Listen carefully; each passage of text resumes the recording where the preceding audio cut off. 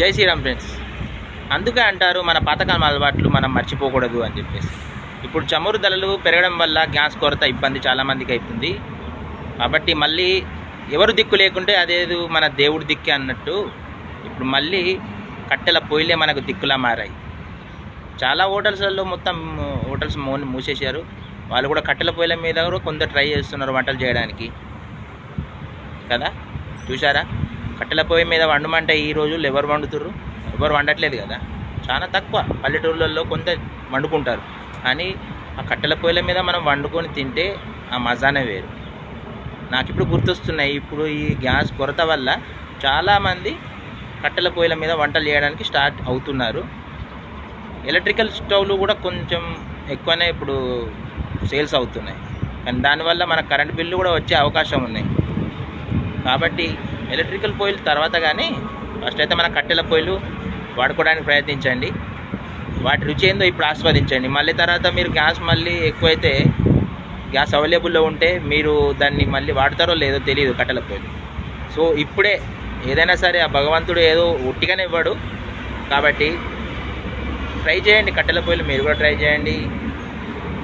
దాని మజా ఏంటో కూడా మీరు రుచి చూడండి. అంతేనా కదా. ఏదైనా సరే ముందుకు ఆపదొస్తేనే మనము దాన్ని విలువ ఏంటి అనేది తెలుస్తుంది. ఇప్పుడు ఆ చమురు ధరలు పెరగడం వల్ల గ్యాస్ కొరత ఇబ్బంది అవుతుంది. కాబట్టి ఇప్పుడు ప్రతి ఒక్కళ్ళు దీనిపైన ఫోకస్ చేస్తారు, కట్టెల పొయ్యిల పైన. అది కూడా మన మంచికే, మన healthy purpose, right. So be happy, enjoy. ఏది జరిగేది అది జరుగుతూనే ఉంటుంది. ఇప్పుడైతే యుద్ధ వాతావరణం తగ్గేటట్టు కనిపించట్లేదు. అయితే బెదిరింపులకైతే కంటిన్యూ వార్నింగ్స్ ఇస్తూనే ఉన్నాడు. గల్ఫ్ కంట్రీస్ కూడా యుఎస్ బేస్డ్లకు మేము టార్గెట్ చేస్తున్నాము అని చెప్పేసి అంటున్నాడు. వేరే విధంగా అయితే ఏం లేదు, ప్రజల్ని ఇబ్బంది పెట్టాలా అనేది ఏం లేదు. కాకపోతే కొన్ని చోట్ల ప్రజల్లో కూడా బాంబులు పడుతున్నాయి.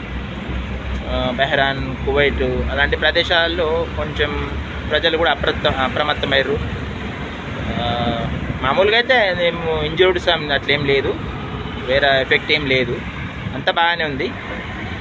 ఇప్పుడు నిన్న సంఘటన ఒకటి జరిగింది. గుజరాత్కి వచ్చే మన చమురు బోటు వాళ్ళు పేల్చేసారు.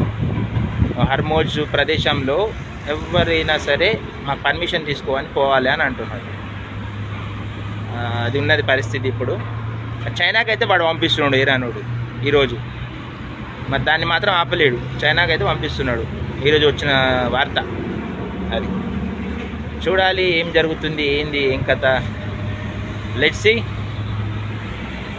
ఇబ్బంది ఏం లేదు, ఇక్కడ అందరు బాగానే ఉన్నారు. మీరేం టెన్షన్ తీసుకోకండి. Be safe, be happy everyone. Thank you very much. జై శ్రీరామ్, జై భారత్. Bye bye.